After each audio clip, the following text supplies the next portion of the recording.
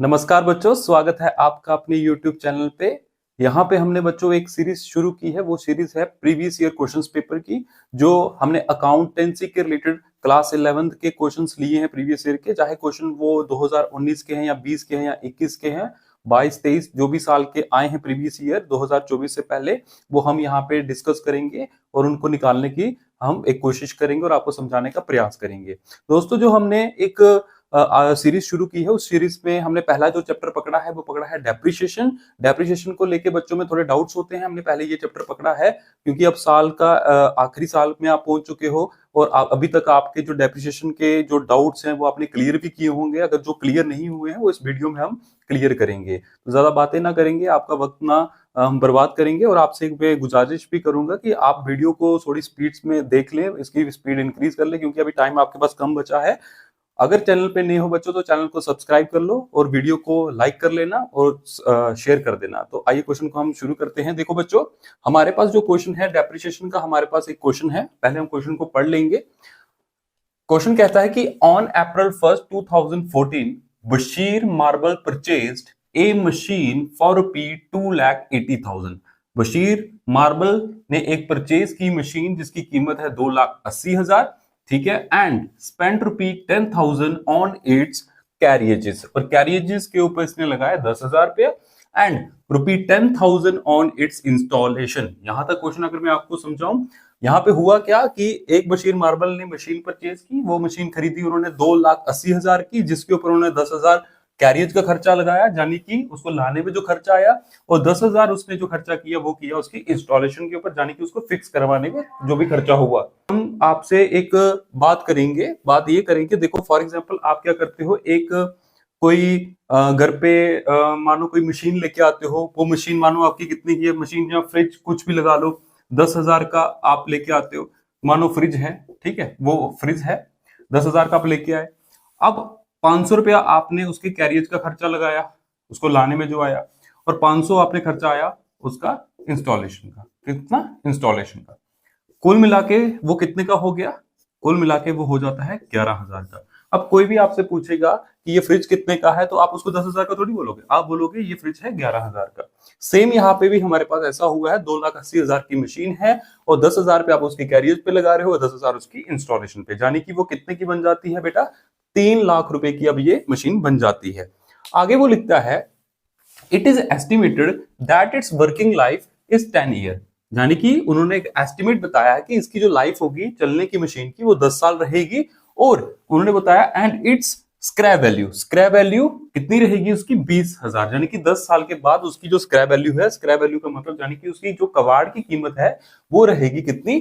20,000, ठीक है। अब स्क्रैप वैल्यू जो है, इसको आप स्क्रैप वैल्यू भी कह सकते हो, इसको आप ब्रेकअप वैल्यू भी कह सकते हो, इसको आप सैल्वेज वैल्यू भी कह सकते हो, इसको आप रेजिडुअल वैल्यू भी कह सकते हो। इसके 3-4 नाम है, एग्जामिनर कुछ भी दे सकता है, लेकिन आपको कंफ्यूज नहीं होना, क्योंकि अगर आप कंफ्यूज हो गए तो क्वेश्चन गलत हो सकता है, ठीक है। मैंने आपको जो नाम बता दिए यहाँ पे लिख भी सकता हूं, आप अपनी कॉपी पे नोट कर लेना।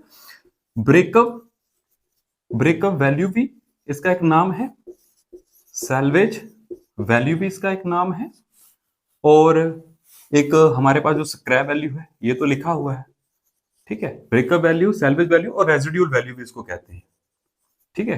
रेजिडुअल वैल्यू भी इसको कहते हैं। देखो बेटा, राइटिंग मेरी इतनी अच्छी नहीं है, लेकिन कोशिश करूंगा अच्छा लिखने का, जिससे आपको अच्छे से समझ आ पाए, ठीक है। ये इसके 3-4 नाम है और इन सबका मीनिंग जो बन के आता है हिंदी में कहीं तो कबाड़ की कीमत रहेगी उसकी 10 साल के बाद कितनी? 20,000 रुपए। कितनी रहेगी? 20,000। आगे उसने हमें बोला कि प्रिपेयर करना है मशीन और depreciation account for the first 4 year. कितने साल के लिए? 4 साल के लिए हमें मशीन अकाउंट बनाना है और डेप्रिसिएशन अकाउंट भी 4 साल के लिए बनाना है, ठीक है। By providing depreciation on straight line method. देखो, स्ट्रेट लाइन मेथड की बात की उसने, straight line.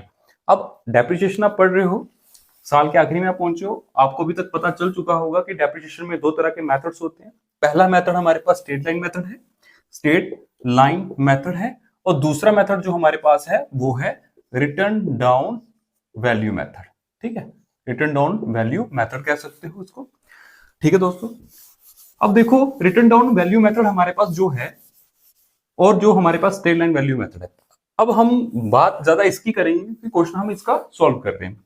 Straight line value method जो है बेटा, मैं इसको बता दूं, इसके भी 2-3 नाम हैं, आप कंफ्यूज नहीं होना। एक तो नाम इसका फिक्स्ड इंस्टॉलमेंट मेथड है, दूसरा नाम इसका ओरिजिनल कॉस्ट मेथड है, ठीक है, और तीसरा नाम इसका क्या है, स्ट्रेट लाइन मेथड, ठीक है।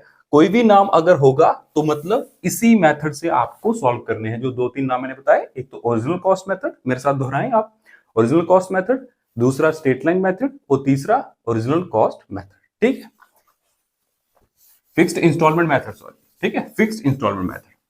अब देखिए इस मेथड में हम क्या करते हैं, जो हम पहले साल डेप्रिसिएशन निकालते हैं वही आने वाले सालों में हम डेप्रिसिएशन चार्ज करते हैं, ठीक है। क्वेश्चन में उन्होंने कहा कि हमें यहाँ पे प्रिपेयर करना है मशीन अकाउंट और डेप्रिसिएशन अकाउंट। मैं आपको एक चीज बता देता हूं, जिस भी क्वेश्चन में हमारे पास क्या होता है, हमारे पास मशीन की वैल्यू होती है, हमारे पास कैरियर्स का खर्चा होता है, हमारे पास जहां इंस्टॉलेशन का होता है, और साथ ही साथ हमारे पास वर्किंग लाइफ मशीन की गिवन होती है, और उसके बाद हमारे पास स्क्रैप वैल्यू गिवन होती है। तो उस क्वेश्चन में आपको वर्किंग नोट बनाना है। क्यों बनाना है? क्योंकि वर्किंग नोट अगर हम बनाएंगे तो वहां से हमारे पास निकल जाएगी एनुअल डेप्रिसिएशन। क्या निकलेगी? Annual depreciation. सबसे पहले शुरू करेंगे, वर्किंग नोट हम बनाएंगे, ध्यान से आप देखना, कोशिश करूंगा अपनी तरफ से कि अच्छा लिख सकूं। Working note number first, working note number first में आप बनाओगे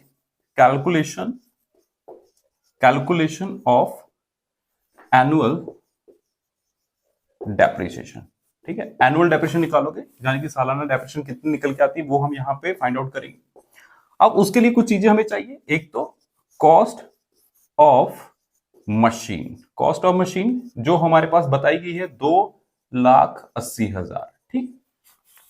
उसके बाद इसमें ऐड हो जाएगा, ऐड क्या होगा, एक तो हमारे पास कैरियज है, जो कैरियज की कीमत बताई गई है हमारे, कितनी बताई गई है, 10,000। दूसरा हमारे पास जो ऐड होगा वो ऐड होगा इंस्टॉलेशन। क्या ऐड होगा?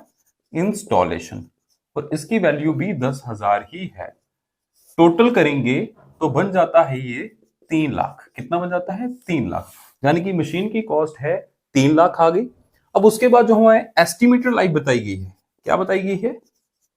Estimated life. अब एस्टिमेटेड लाइफ जो हमारे पास है बेटा, साल, एस्टिमेटेड लाइफ हमारे पास कितनी है? 10 साल है, ठीक है।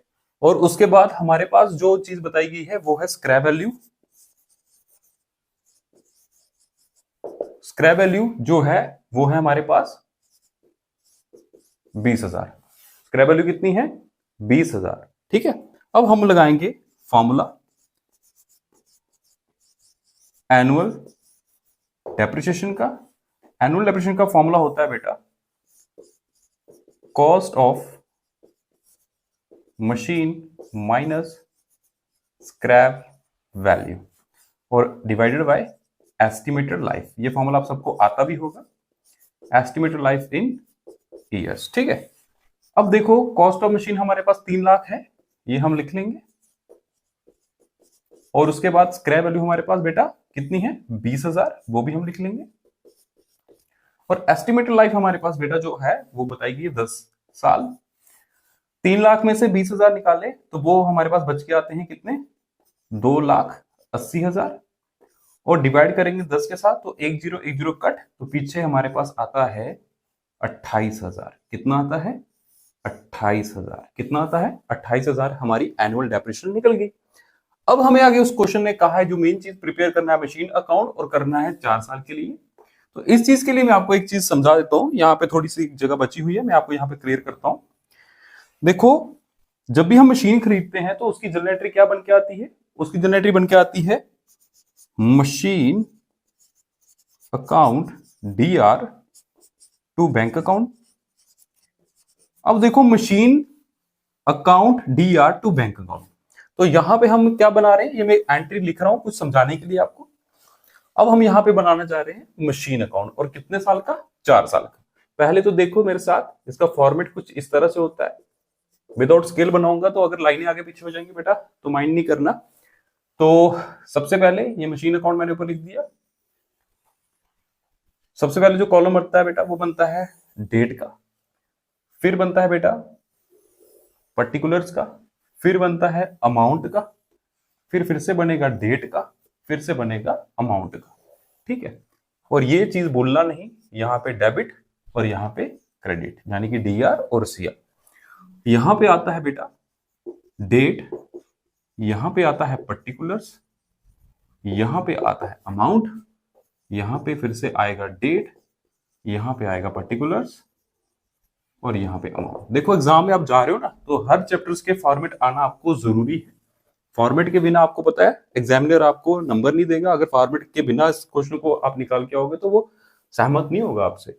अब देखो सबसे पहले मैंने बताया आपको कि machine account DR to bank account. एक चीज का ध्यान देना, जिस चीज का हम अकाउंट बनाएंगे उसका नाम बीच में नहीं आना चाहिए। जैसे कि हम मशीन का अकाउंट बना रहे हैं, अब मशीन यहाँ पे डीआर हो रहा है, तो इसके अपोजिट में क्या, टू बैंक, तो हम यहाँ पे टू बैंक लिखेंगे, मशीनरी का नाम नहीं लिखेंगे। ठीक है। अब जैसे कि हमारे पास हमने 1 अप्रैल 2014 को एक मशीन खरीदी, 1 अप्रैल 2014 को, 2014 1 अप्रैल हम मशीन खरीदी, तो एंट्री आएगी ये जो मैंने लिखी है, machine account DR to bank account. अब जिस चीज का अकाउंट बनता है उसका नाम बीच में नहीं आता, अपोजिट में क्या है, टू बैंक, तो हम लिखेंगे यहाँ पे बेटा टू बैंक। क्या लिखेंगे, टू बैंक अकाउंट, और ब्रैकेट में हम लिखते हैं परचेजेस। तो अमाउंट हमने लिखी है 3 लाख रुपया, टोटल अमाउंट आएगी कितनी है, 3 लाख। अलग अलग करके भी आप लिख सकते हो, लेकिन एक में कर रहे हैं तो कोई बात नहीं, और आप ब्रैकेट में शो कर दो सी वर्किंग नोट नंबर 1। एग्जामिनर देख लेगा कि वर्किंग नोट नंबर 1 में उसने ये कार्यक्रम किया है, वो चेक कर लेगा। ठीक है।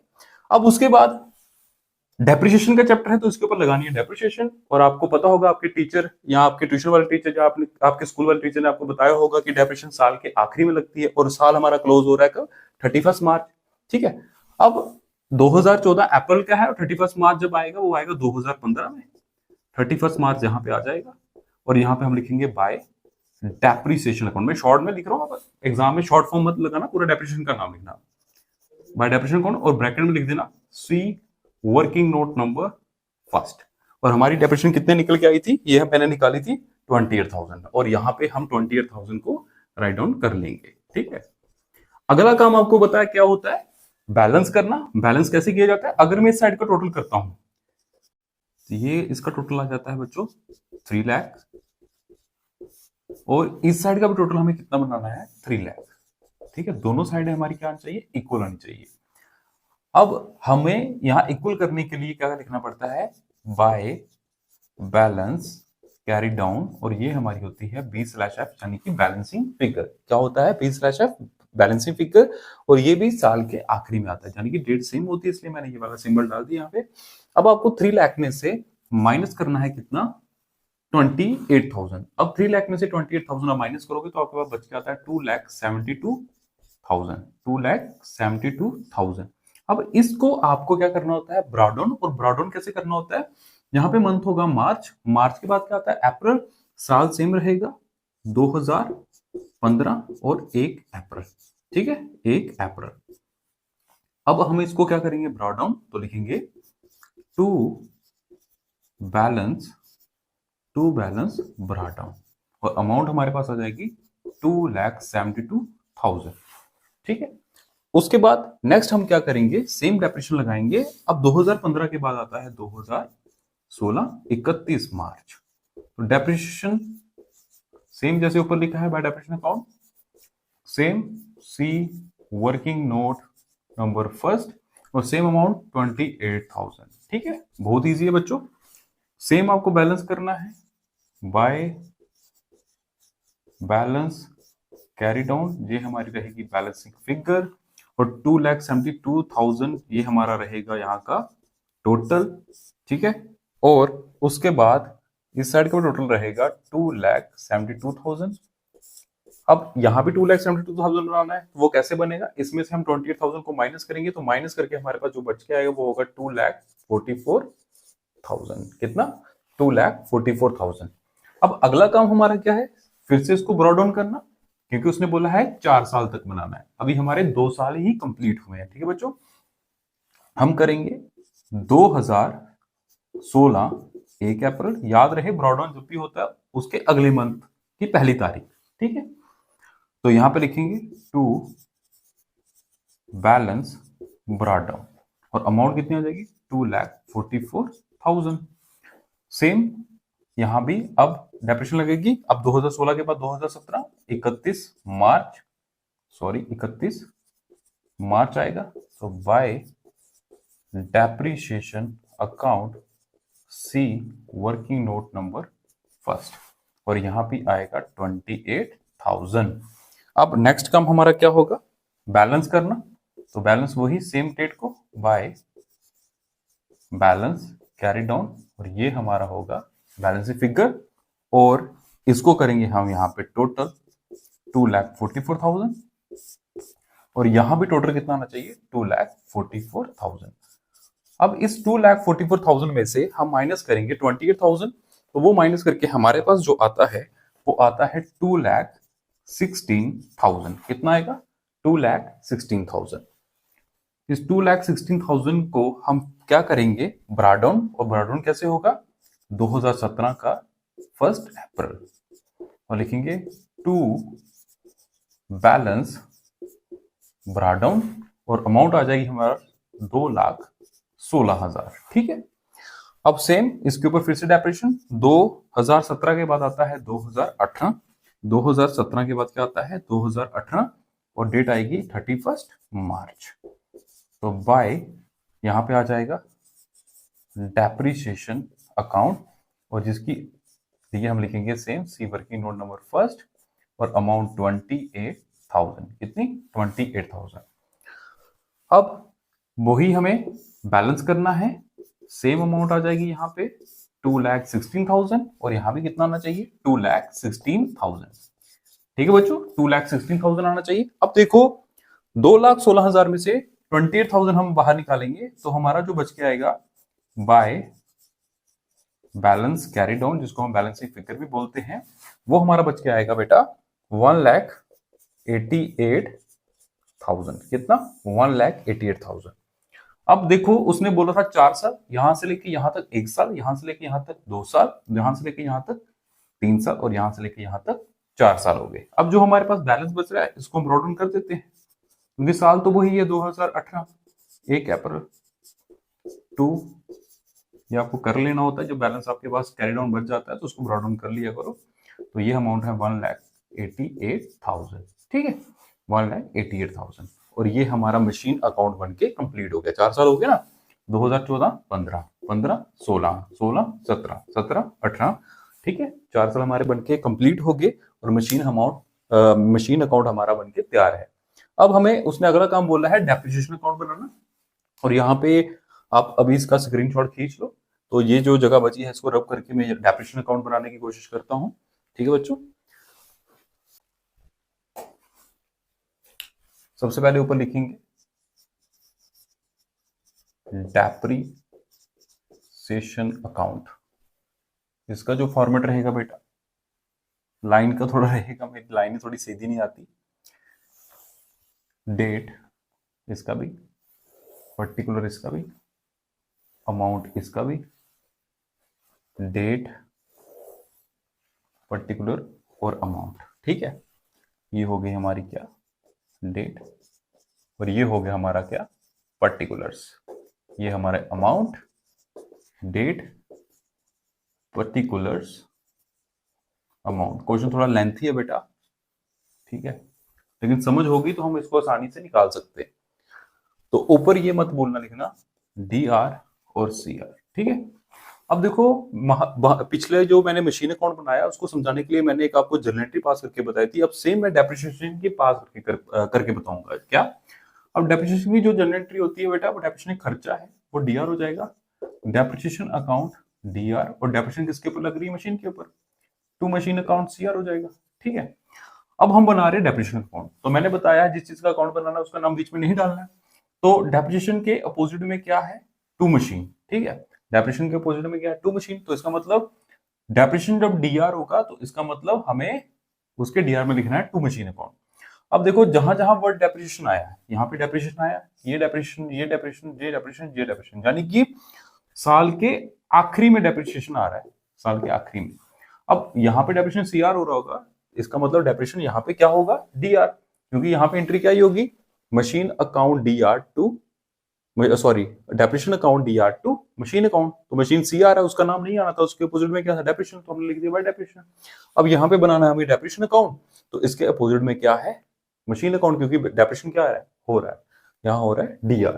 ठीक है, तो डेट आएगी ये वाली, खाली इसको लेते जाना है 2015 31 मार्च, तो लिखेंगे टू मशीन अकाउंट। ठीक है, चेंज होगा ना, क्योंकि वहां पे आ रहा है मशीन अकाउंट में बाय डेप्रिसिएशन अकाउंट और यहां पे आएगा टू मशीन अकाउंट। ठीक है, तो क्योंकि डेप्रिसिएशन डीआर हो रहा है और जिस चीज का अकाउंट बनता है उसका नाम नहीं आता, इसके अपोजिट में क्या है, टू मशीन अकाउंट। तो हमने लिख लिया, तारीख हमने ये वाली देनी है और डेप्रिसिएशन के सामने जो तारीख आई है, तो अमाउंट कितनी है वहां पे 28,000 जो हर साल की 28,000 है। अब इसको हम क्या करते हैं, ट्रांसफर कर देते हैं प्रॉफिट एंड लॉस अकाउंट में, क्योंकि आपने trading profit and loss account पढ़ा होगा, तो वहां पे आपने देखा होगा जो प्रॉफिट एंड लॉस अकाउंट है उसकी डीआर वाली साइड आप लिखते हो टू डेप्रिसिएशन, तो यहां से ट्रांसफर होकर वो जाता है। ठीक है, तो तारीख सेम रहेगी 2015 31 March by profit and loss account. ठीक है, और अमाउंट कितनी है 28,000। तो इसको यहां पे हम क्या कर देंगे, बैलेंस कर देंगे, दोनों साइडें बराबर होगी।